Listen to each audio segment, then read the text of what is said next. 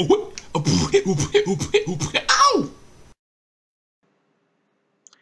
Greetings YouTube, this is DecKrash, better known as Brandon, and this is another Defiance review, actually the last of the season. So today we are going to be reviewing episode 12, Everything is Broken, the season finale of Defiance. And I must say, it has been a very good first season. All the episodes so far have been quite good and have really turned me on to a really good series. So let me go ahead and do the overview of Everything is Broken, and I'll go ahead and do my final thoughts on it before we go into a hiatus until summertime of next year, 2014, where we're going to pick up the whole thing again. Or I might be going ahead and buying the game and talking about my views of that, because in the game, a lot of things that happen are also done in tandem with the TV series. So, anyway, everything is broken. Nolan and Tommy continue their search for Arissa, who has disappeared. At the voting polls for the election, Kenya suggests to DecKrash that Stamma has been disloyal to him, and DecKrash threatens his wife when he realizes it's true.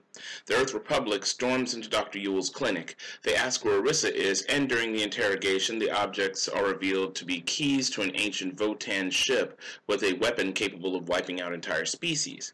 The ship itself is being buried in the mines.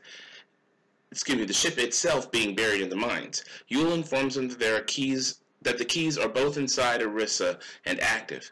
Nolan and Tommy find Arissa with Rin in the Arathian settlement, praying for Sukar's recovery. Stamma approaches Kenya and offers her a chance to leave Defiance with her, saying that DecKrash will kill them both. However, Kenya remains skeptical. Nolan and Arissa, now aware of the keys and their purpose, are confronting each other as the Earth Republic takes the Spirit Riders captive and force the pair to surrender to them. They take Arissa and leave the rest to be killed. However, Nolan disarms his captor and goes after them. Back in town, the election results are announced, naming DecKrash the next mayor of Defiance, much to Amanda's sadness. Kenya comforts her sister before going to meet Stamma. Kenya pulls a gun on Stamma, knowing that she lied about running away. She tells her that she intends to hold her hostage, using her as leverage to get DecKrash to leave town for good. Stamma, however, has poisoned Kenya, causing her to fall unconscious and die in her arms.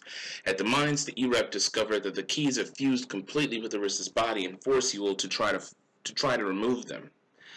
Back in town, DecKrash confronts Colonel Marsh in the mayor's office, angry that his men moved into the mines without telling him, making him look the fool. He realizes too late that the Earth Republic wants something else in the mine, and Marsh reveals that they have used him. Stamma enters the office and finds that DecKrash has murdered the colonel. With the Earth Republic soldiers looking for Marsh and no way to escape, DecKrash and Stamma accept their fate as the soldiers find them. At the mine, Yule begins to operate on Arissa as Nolan, Tommy, Rafe, and Rin battle the E-Rep soldiers. Nolan frees Arissa and they fight their way out. However, Nolan is shot and killed during the escape. Heartbroken, Arissa has a vision of Sukar and descends into the mines, where she sees the mysterious girl from her visions who calls herself Irzu. She says that Arissa can bring Nolan back, but only if she agrees to become her weapon, to which she agrees. Arissa enters the ancient ship and uses his power to bring Nolan back to life, disappearing inside. Nolan awakens and looks for Arissa, who is nowhere to be found.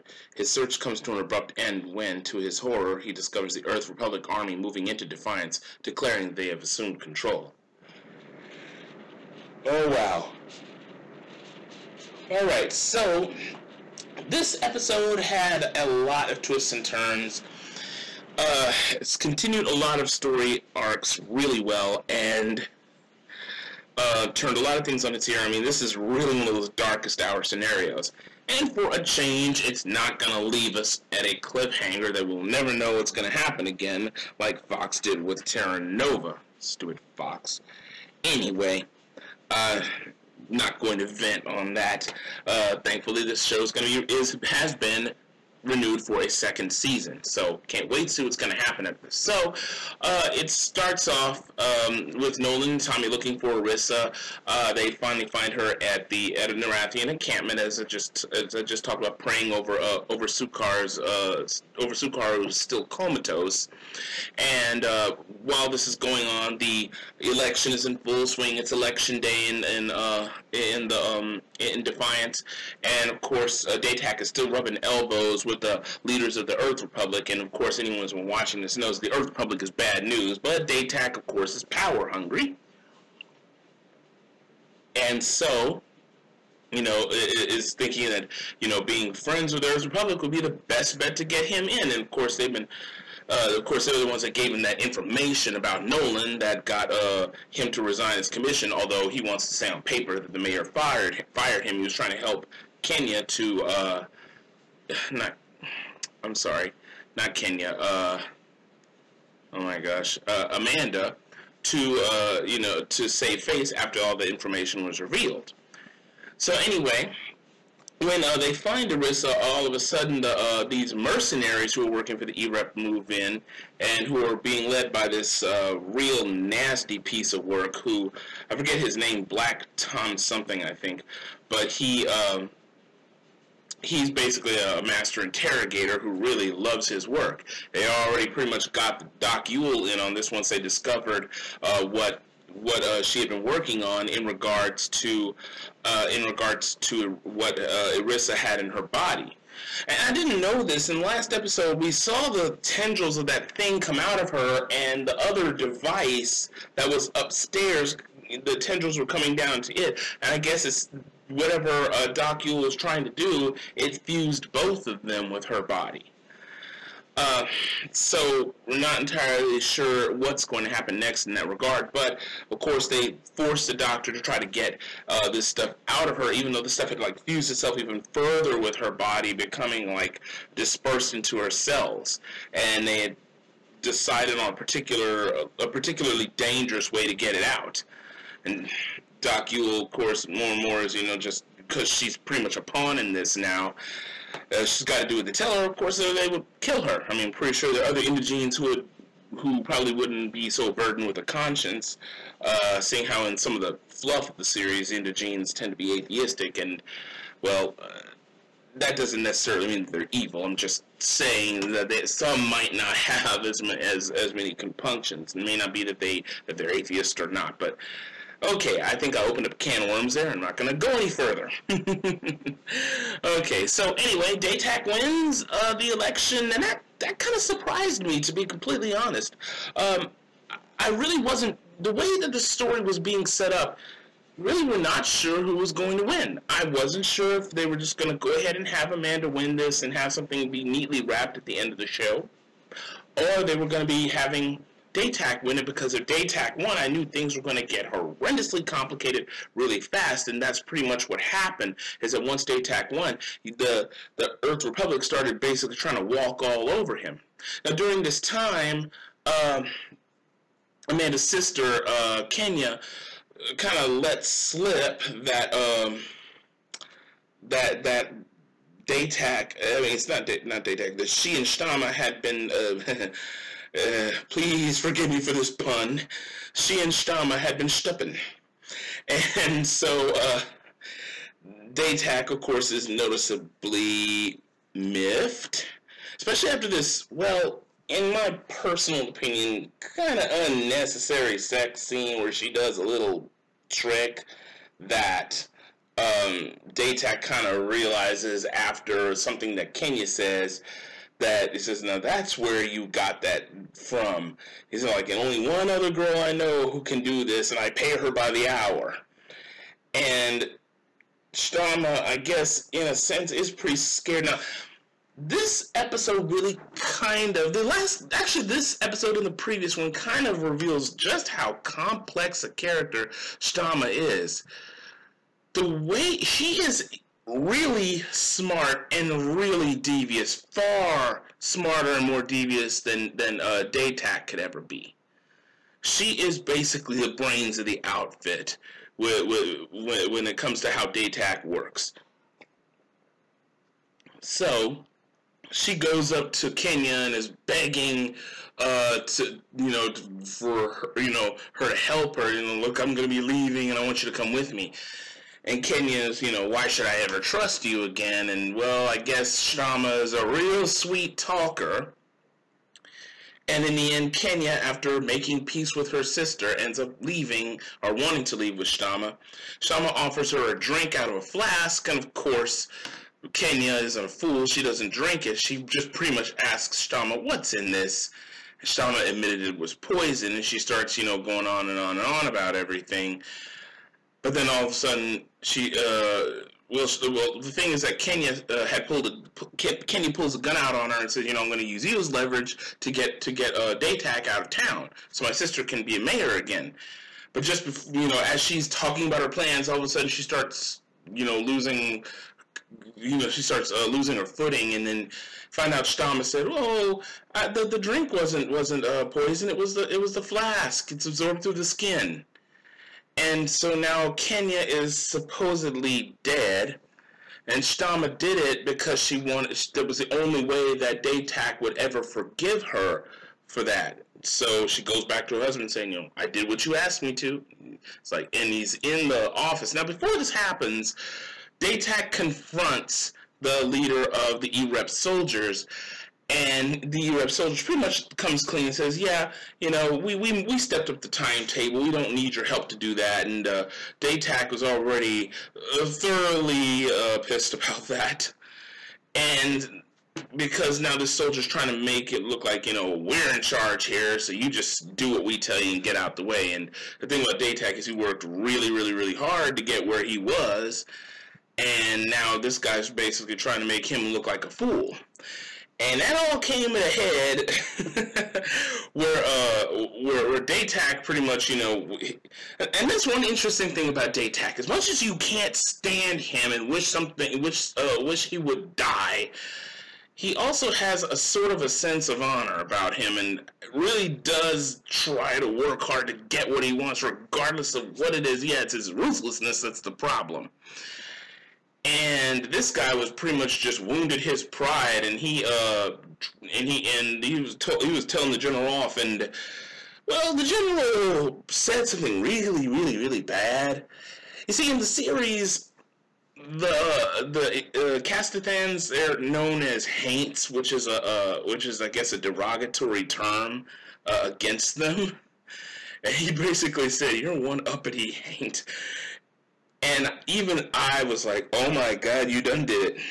And sure enough, when Shtama comes back, Daytak is kind of standing there looking out the window, and Shtama's just like, where's the general? And then she sees him on the floor, and he's like bleeding into the carpet. And Daytak turns around, he's covered with his blood. I'm like, oh wow, that must have been something. But of course, now you hear these soldiers coming in, trying to find the general, and Daytak, all he pretty much says is that, how did he put it? Our destiny is no longer in our hands, or something like that, and pretty much consign themselves to whatever's going to happen to them. And now during this time, of course, the Earth Republic gets a hold of Orisa, and that mercenary guy leaves. He does a classic evil villain thing, leaves him with that one guard, and he thought that he had knocked Nolan out, but Nolan was just pretending to be out, and he was telling the guard to kill off the rest of the Arathians in the village, who he was questioning earlier, and Nolan, pretending to be unconscious, basically overpowers the guy and snaps his neck, and goes after Orisa, who they find is in an encampment at the mines. And there he finds Rafe McCauley all tied up. And at the village, he discovers that Rin is there, praying over Sukar's body. So at some point, I guess, Rin joined forces again with Nolan to go in to rescue Orisa. They managed to do it, but in the middle of the reunion, Nolan's shot, and he dies. And you're just having people dying right and left in this series. So in this series right now, in this episode, I'm sitting there wondering, now what in the world is going to happen with the next season? Because this is starting to happen kind of late in the time frame of the show. So and Orisa is just torn apart by this, but she's starting to follow these visions again of Sukar, bringing her into the mines, saying that your destiny lies in there. He's not part of your destiny at this particular point. And she goes further into the mines and meets well, it looks like her as a child, and she reveals herself to be Irzu, which, if I'm remembering right, is one of the gods of the Arathians, or a goddess of the Arathians. The Arathians are a polytheistic race, polytheistic / animistic, and whereas the Kasathans are monotheistic. But anyway, she calls herself Irzu and says, you know, be my weapon, and because these devices that are inside her body are the keys to this alien ship that is in the mines. And I'm wondering, how did they get in the mines? Because in the series, before I watched the series, there's a lot of things we were able to read. This show is a really big multimedia thing, and I'll explain that in just a moment.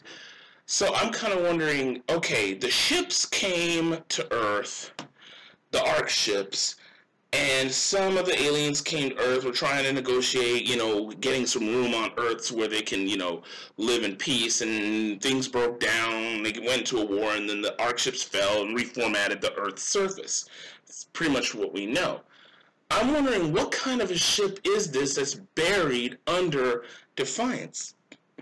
Is it an intact Ark ship? Is it something else? There's a lot of things that are that are going on in the backstory that we have not been told about.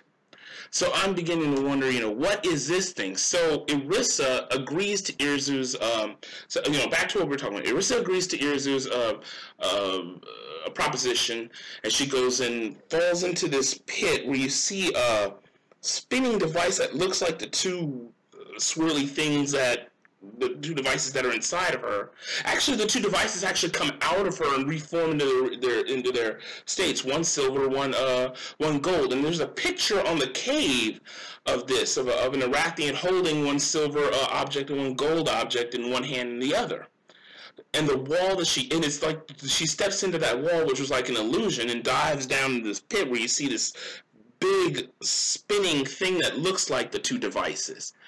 And then Nolan wakes up and is looking for Irissa, and then he goes up on top of the cliff where he can overlook and see the path going into Defiance. He's seeing a whole convoy of military vehicles with this person blaring over a loudspeaker, "Attention, citizens of Defiance, we're the Earth Republic, we're taking over." And that's how the episode ends. So this has set up this is probably one of the biggest cliffhangers I have ever experienced in any TV show I've watched, next to the scene in Star Trek and the Best of Both Worlds where Captain Picard was turned into a Borg. That's how I felt at the end of this. So this has really set us up for something really big. I'm hoping that this has a big payoff, because this is a real darkest hour scenario. I'm really wondering what on earth is going to happen with this. See, Defiance thus far has been an amazing ride. It has that Wild West feel. Got all these cool alien races.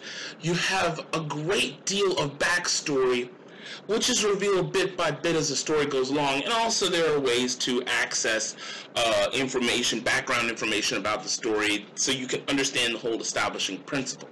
Not only that, but this series has been a big multimedia endeavor. I haven't seen something this big since .hack. For those of you who don't know what .hack is, was a Japanese anime that came out about 4 or 5 years ago. I think 6 years ago, actually, that was sort of a video game where it was sort of like a meta video game where you play a person playing an MMO, and it tells this one story arc, and then you have supplementary anime that tell other story arcs that happen alongside the event, and then there was another anime that was a prequel series to .hack, and it was this big multimedia thing. So you had the video game, and you had the TV series, and a supplemental series alongside the video game. I haven't seen, with Defiance, you see something just like this. As the series has been going on, there's also been a side series called Across the Badlands that has been the recorded episodes of it have been showing up on the Defiance YouTube channel, which I will leave a link for in the doobly-doo. So for those of y'all who are interested in Defiance, can actually go on ahead and check out. And you also have the Defiance video game, in which events going on in that one, which take place more in what used to be San Francisco, are running alongside also events that are going on in the series. And so this has been a really huge endeavor, and it looks like it's paying off. The series has a lot of big fans. I'm certainly a fan. I was really nervous watching the series when I heard of the series, and I was like, this could be something really big if they do it right. And I think they're doing it right. This is the first series on Sci-Fi that I have seen that has really captured my attention since Battlestar Galactica. And I think they're trying to make this the next big thing. And I'm glad about that, because the Sci-Fi needed something to inject a little bit more blood into it. Now, I really haven't gotten that much commentary on my video commentaries. And yes, I know they've been a bit long. I'm going to have to try to figure out next go-round a way to shorten them out into smaller bites. And also make sure that I do episode by episode so it won't take quite as long. But thus far, this series has been a great ride, and it's had a very strong start for a first season. When I did my Terra Nova reviews, that was the problem I had with Terra Nova, was that things started off really slowly and didn't get really good until like the last 5 or 6 episodes of the first season, and by that time Fox decided to cancel it. This, I'm glad to see that you've had, I guess, executives that are really liking what they see, and they've gotten good ratings and reviews. And so the series has been renewed for a second season.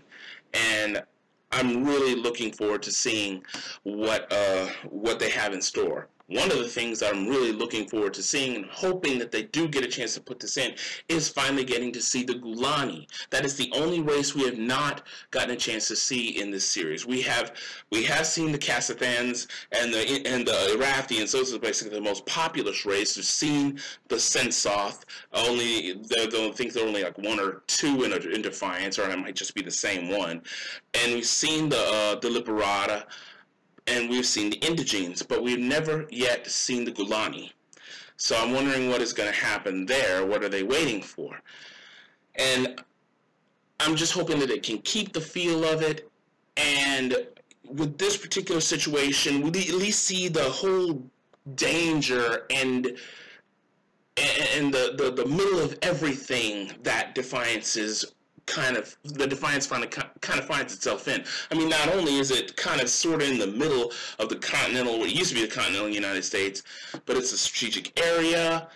It's and it's desired by a much more powerful nation. It really sets up a big Wild West feel with those sci-fi elements. And thus far, I'm glad to see what is being done. And so I ask you all, what do you think? Comment there in the comment section. Let me know if you like it or don't like it. Really glad that for those of y'all who have been listening to me thus far, I've been able to stand my droning voice. And hopefully I've made a potential fan in some of you, because I really like this series, and I hope you do too. And by the way, this episode, solid 10 out of 10. This is how you do a season finale with a big setup for something. It really makes me want to see it next, and it just hurts that I gotta wait until the summer of next year. So, that's all I can do though, is wait. But I'm most certainly got plans to actually start playing the video game to probably get a little bit more into the lore. Oh, and of course, we got a chance to see the Volge. I forgot about that race too. And they're actually in the game now, by the way. But anyway, comment, rate, subscribe, everybody. Remember to keep it civil. And so that's it for our Defiance reviews for now. I will see you guys in 2014 when the next season comes out. So until then, this is DecKrash, better known as Brandon. And as always, stay lucky and stay blessed. Take care.